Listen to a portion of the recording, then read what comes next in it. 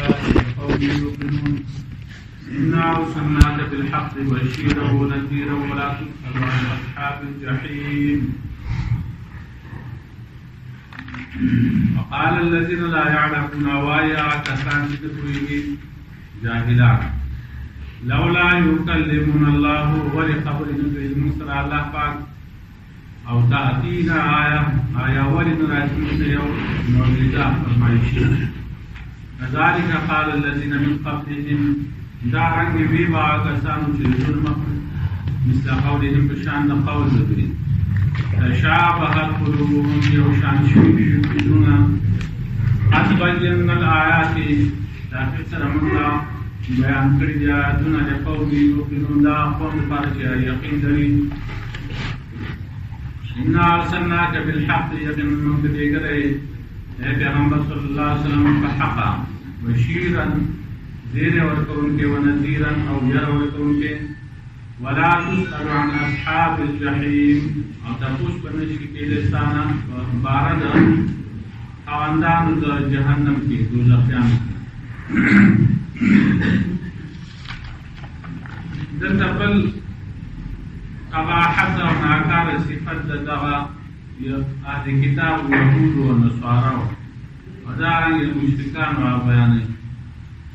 دوی چې الله پاک موږ سره خبرې وکړي او یا د یو فرمایشي معجزه راوړه پیغمبر پاک صلی الله علیه وسلم او کتاب ایمان راوړه دا خبرې به مخکنو کارونو هم کولې دوی او د هغوی زړونه په انکار کې او د دوی قول او د هغوی قول یو دی. الله فرمایي چې موږ په آیتونه بیان کړي قرآن رالېږل دی دا قوم لپاره چې یقین ساتي. د قرآن نه بله غټه معجزه کېدی شي یو معجزه غواړي قرآن غټه معجزه راکړي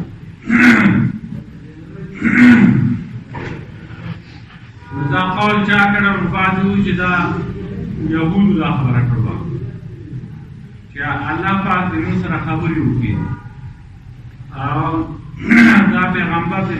هغه معجزات پیش کړي موږ غواړو موږ چې کوم غواړو هغه دې پیش کړي.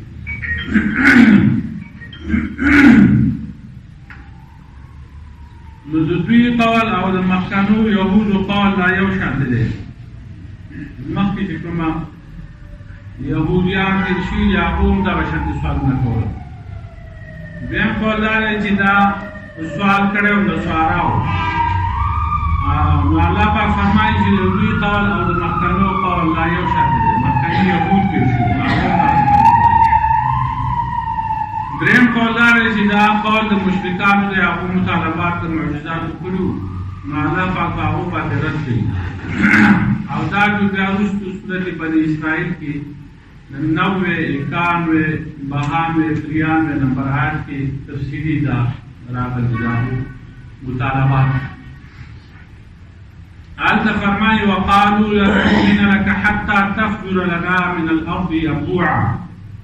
او وایي دا جاهلان مشرکان چې موږ په تا باندې هرګز ایمان نه راوړو پیغمبر صلی الله علیه وسلم تر څو چې ته جاري نه کړې زموږ دپاره د ځمکې نه چینې او تكون لك جنة من نخيل وعنب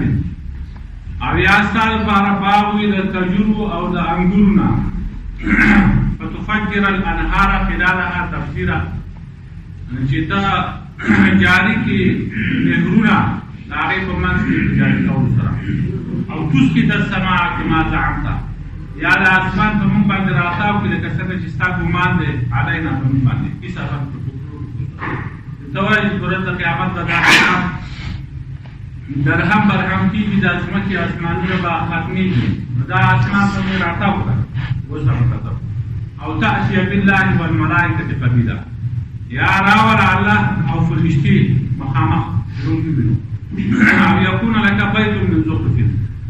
یا وي ستا دپاره یو کور د سرو زرو ده او ترقع فی السما او یا ته اسمان ته وخېږه ولن نؤمن لرقیک ومنګه ایمان نه راوړو ستا په خاطر باندې حتی تنزل علینا کتابا نقرأه په دې استعجال نه کې په موږ باندې یو کتاب جاء موږ ولولو نو قل سبحان ربي هل كنت الا بشرا رسولا ته وایه چې پاک دی رب د داسې مطالباتو په منلو ده نن زه مګر یو انسان یم او پیغمبر یم، زه خو انسان یم او پیغمبر یم، دا خبرې زما په اختیار کې نه دي. نو دو دا مطالبات کړي د مکې مشرکانو، دا بې سرپا مطالبات او دا دوی مشابه دي په دې مطالباتو کې د مخکرو سره چې هغه د موسی علیه السلام نه یهودو مطالبات کړي. بیداري تېښ کې ورته وویل لن نصبر على طعام واحد فادع لنا ربك يخرج لنا مما تنبت الارض من بقلها وقثائها وثومها وعدسها وبصلها الا تستبدلون الذي هو ادنى بالذي هو خير. ومنګه په یو طعام باندې په بنا او سلوا باندې صبر وکړو، نو ته منګه خپل نه سوال وکړي چې موږ لپاره سبزی راوړي او اوګه پیاز مسور بادرنګ ترکاریان او دا موږ راوړي. بیا ورته وی موسی علیه السلام اجعل لنا الهنا كما لهم الهه، زموږ لپاره یو خدای مقرر کړي چې هغه موږ سجدي او افکاري لکه څنګه چې د دې نورو خلکو لپاره خدایان دي. بلارې بوت لیدلی او خلکو هغې د سجدې کولې وې دغه بوت موږ نه هم پکار دی. دا موسی علیه السلام قوم هغه مقرر کړو. او بیا یې ورته ویلي موږ په تا باندې چېرته هم ایمان نه راوړو تر څو پورې چې موږ الله پاک زموږ سره خبرې نه کړي، موږ سره مخامخ خبرې وکړي، موږ دې هغه حتی نر الله جهرة موږ به الله پاک په ډاګه ښکاره ووینو الله ور بیا تاسو ایمان راوړي. نو دغسې خبرې هغه هم کولې. نو الله پاک دې مشرکانو دا مطالبات پوره کړي نه دي، دوی چې کومه فرمایشونه کړي وو دا نه دي پوره کړي، د هغې څه وجوهات د هغې یوه وجه دا ده چې د الله په الوهیت باندې او د پیغمبر پاک صلی الله علیه وسلم په نبوت باندې ښکاره دلیل شته که نه، قرآن الله پاک نازل کړی دی او د هغې نه بل غټه معجزه نشته. قرآن یو غټه معجزه ده، نو بل دلیل ته څه ضرورت دی، بلې معجزې څه ضرورت دی. او بل ځای الله پاک فرمایي سورت عنکبوت کې وقالوا لولا انزل عليه آیات من ربه قل انما الآيات عند الله وانما انا نذير مبين اولم يكفيهم انا انزلنا عليك الكتاب يتلى عليهم. دوی چې ولې نه نازلېږي په دې پیغمبر باندې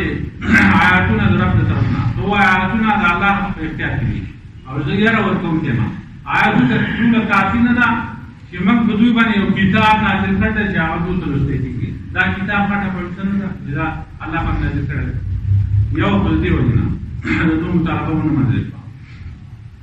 دویم دا ده چې د الله رب العالمین په علم کې په دوی باندې فرمایشي معجزات نازل هم شي خو دوی بیا هم ایمان نه راوړي. لکه بل یو آیات کې راځي سورت انفال کې ولو علم الله فیهم خیرا لاسمعهم ولو اسمعهم لتولوا وهم معرضون. که الله پاک پوهه وی په دوی باندې په دوی کې خیر معلوم کړی وی نو دوی ته به خبره اورول وه، او که دوی ته اورولې وی نو دوی به مخ اړولې وهم معرضون حال دا ده چې دوی خو اعراض کوي چې مخ اړوي. نو د دې وجې نه هغه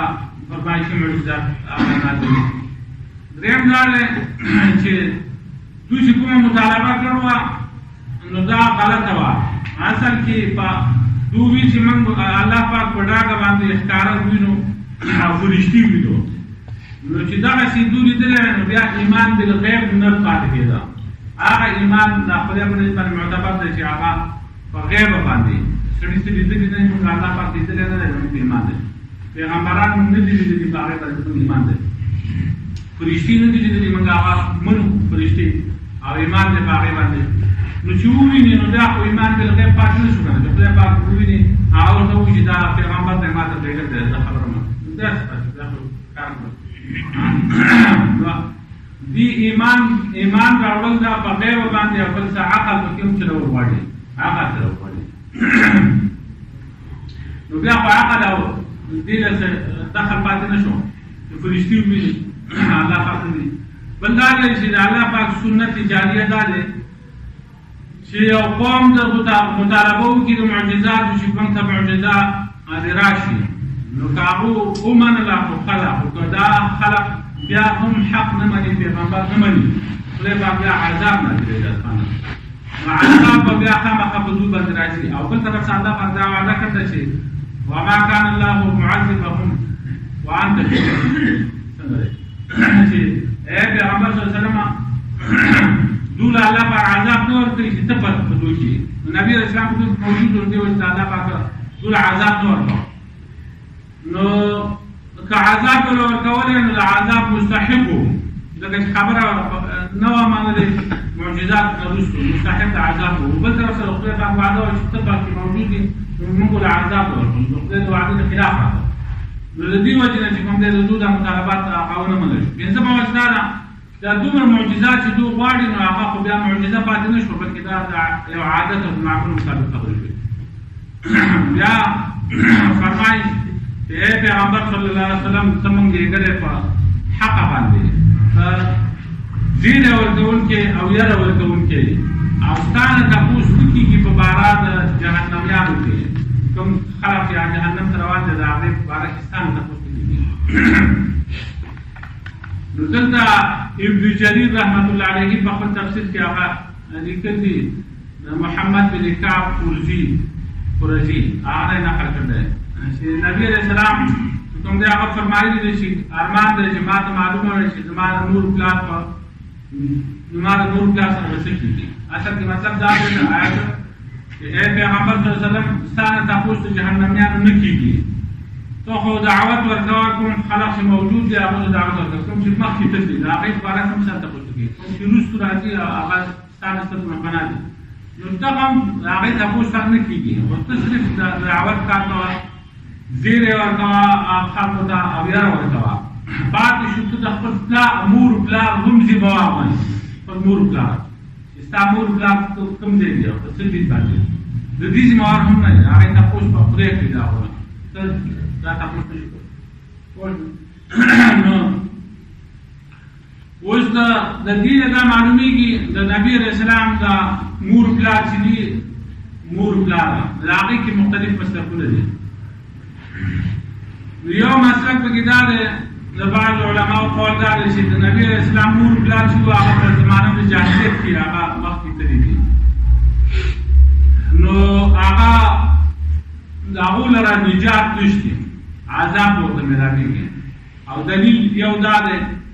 چې نبی علیه السلام وایي ارمان دی چې ما ته پته وي چې زما د مور پلار سره به څه کېږي نبی علیه السلام د خپل مور پلار خبر نه دی دویم دلیل دا دی چې مسلم شریف کې حدیث دی یو سړی راغی د نبی علیه السلام نه تپوس وکړو این ابي زما پلار کوم ځای دی نبی علیه السلام ورته وایي ابوک فی النار ستا پلار چې دی هغه په اور کې دی دوزخ کې دا سړی روان شو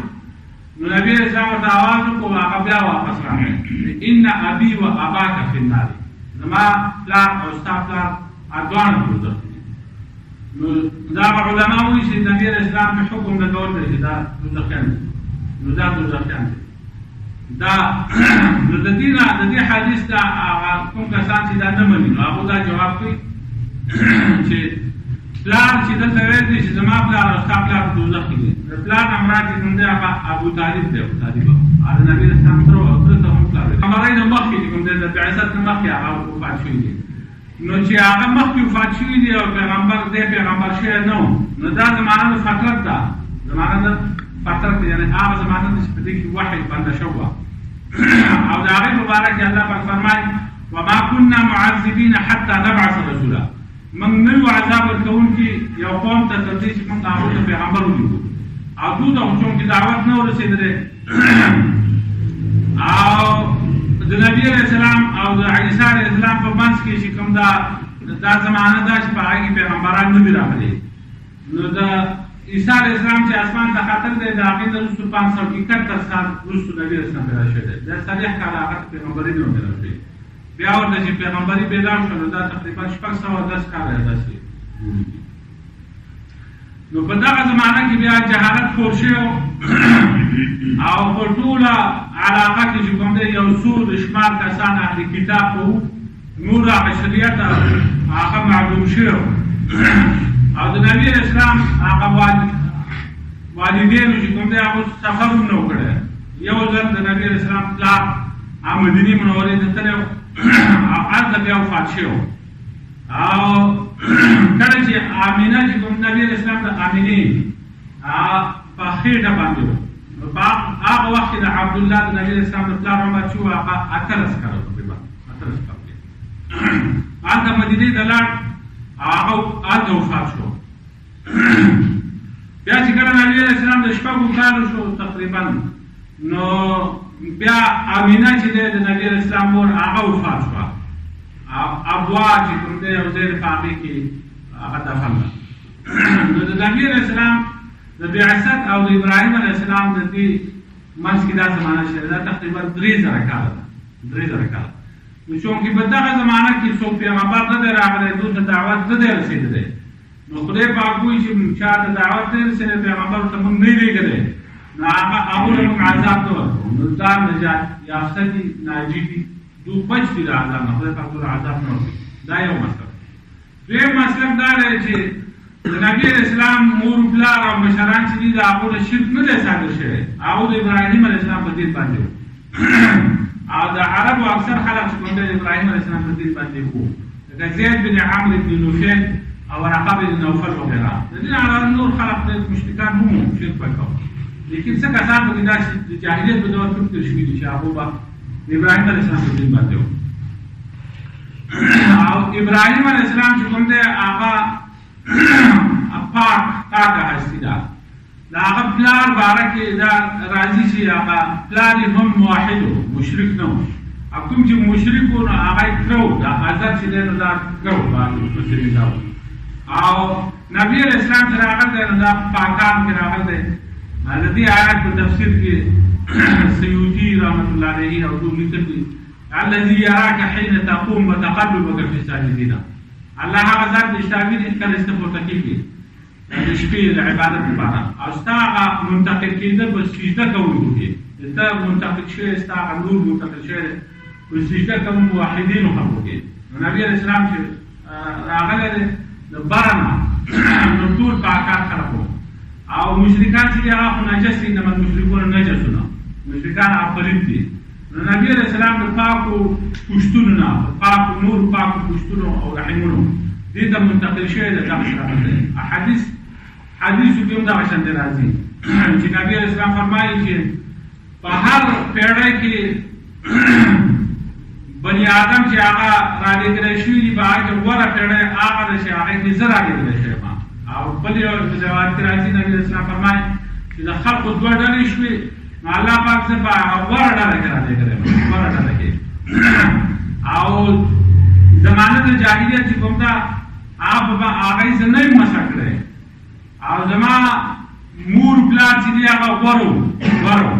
او علي رضی الله فرمایي په هر دور کې چې کوم دی، هر دور کې دا ځمکه د 2 مسلمانانو نه خالي کېږي، په دې کې 2 مسلمانان خامخا وي. که دغسې نه شي نو بیا به الله پاک دې ټول له عذاب ورکوي. نو چې نبي علیه السلام وایي چې زه په غوره پیړۍ کې راغلی یم، په غوره خلکو کې، نو غوره خو مؤمن دی، کافر نه دی. ولعبد مؤمن خیر من مشرکنا، هغه بنده چې هغه مؤمن یې هغه غوره دی مشرک نه. نو د دې نه دا پته لګي چې نبي علیه السلام دا پلار او نیکه او دا چې دي دا پاک خلک وو، دا موحدین وو. نو چې موحدین نو د هغو بیا د عذاب نه بچ. درېیم څلورم مسلک پکې دا دی چې د نبي علیه السلام هغه مور پلار الله پاک ژوندي کړي دي وروسته له مرګ نه، او په هغه باندې ایمان راوړل. دا یو ضعیف حدیث دی، په هغې کې دا راغلی دی. بعض دې ته موضوعي ویل دي چې دا موضوعي دی، یعنې ځانه خلقو جوړ کړی دی، منګړت دی، منګړت نه دی او دغه دی، ضعیف دی دا حدیث. دا دی چې عایشه رضی الله عنها فرمایي چې نبي علیه السلام حجة الوداع کې زما سره و، او حجون یو غر دی د هغې په یو دغه باندې په یو څوکه باندې موږ روان وو. نبي علیه السلام سخت غمجن و او جړل یې. لږ وروستو چې کوم دی نبي علیه السلام واپس راغی او ډېر خوشحاله و او خندل یې. او بیا یې وفرمایل چې الله پاک ما ته اجازت راکړه زه د خپل مور قبر له لاړم، او ما د الله پاک د دعا وغوښته، نو الله پاک زما مور زما لپاره ژوندی کړه، هغې په ما باندې ایمان راکړه، ایمان یې په ما راوړ. نو د دې نه دا پته لګي چې هغه مور پلار ژوندي شوي دي، هغو ایمان راوړی. نو چې ایمان یې راوړ نو خبره ختمه شوه. الله پاک په دې باندې قادر دی چې هغه مړي ژوندي کړي. د عیسی علیه السلام په لاس باندې مړي ژوندي کېده، او په بني اسرائیلو کې ډېر خلک کوم ډېر مخکې واقعات لاړو هغه ژوندي شوي وو. او وروستو بله واقعه راځي چې هغه په وبا کې مړه و، او بیا الله پاک هغه ژوندي کړل د نبي علیه السلام په لاس باندې پړي هغه ژوندي شي نو دا د الله د قدرت سره نه ده که هغه پورته کړي خپل حدیث کې راځي نبی علیه السلام فرمایي چې که چېرته زما مور پلار هغه ما موندلی او زه د ماسخوتن په مانځه باندې ولاړ دی هغوی ما ته اواز کړی زما مور پلار دواړه یا یو اواز کړی چې ای محمد نو ما به منډه کړی دی او لف ډېر پر مې ویلی دی شامي هم دغسې لیکي چې د نبي علیه السلام مور پلار هغه ژوندي شوي هغوی ایمان راوړلی او شامي بل ځای کې لیکي چې ابو طیبه او ابن زبیر رضی الله عنهما دوی د نبي علیه السلام وینه څښل کړو وینه نبي علیه السلام له وینه ورکړې دا کې دفن کړي نو دوی ولګېده وایي دا موږ تویولی نه شو نو هغه یې وڅښله نبي علیه السلام ته پته ولګېده وایي څه کړه هغه ویله تاسو هغوی موږ څښلې ده نو نبي علیه السلام ورته وفرمایل چې کوم بدن ته زما وینه لاړه نو هغه بدن باندې د دوزخ اور حرام دی نو اوس چې کومه خېټه کې نبي علیه السلام پاتې شوی دی او پرورش شوی دی د نبي علیه السلام د مور او په هغه کې د پیغمبر پاتې شوی دی هغه څنګه بیا دوزخ ته ځي د نبي علیه السلام وینه چې یو بدن ته لاړه شي نو هغه چې کوم دی هغه دوزخ په هغه باندې حرام شو نو د نبي علیه السلام ماشوم چې کوم دی هغه مور په ویره باندې دا ټول اجساد یو بل نو په هغې باندې د هغه پرورش شوی نو هغه دوزخ ته نشي تللی اوس صحیح خبره دا ده علما وایي چې د نبي علیه السلام نه تپوس وشو چې ستا د مور پلار مبارک کې ستا څه خیال دی نو نبي علیه السلام وفرمایل چې په دې کې تاسو ما څخه بحث مه کوئ دې کې مه مشغولې کوئ نو د احتیاط خبره دا ډېر نازکه مسله ده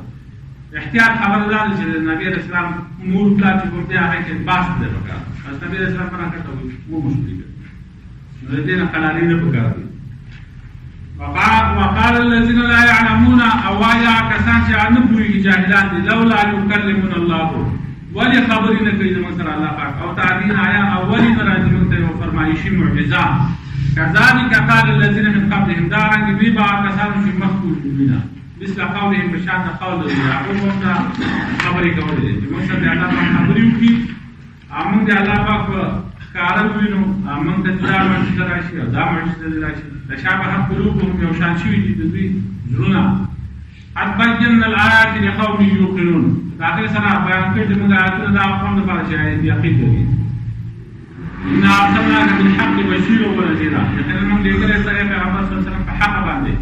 زیری ورکوونکی یره ورکوونکی ولا تسألوا عن أصحاب الجحیم او ستانه تپوس نه کېږي په باره د خاوندانو جهنم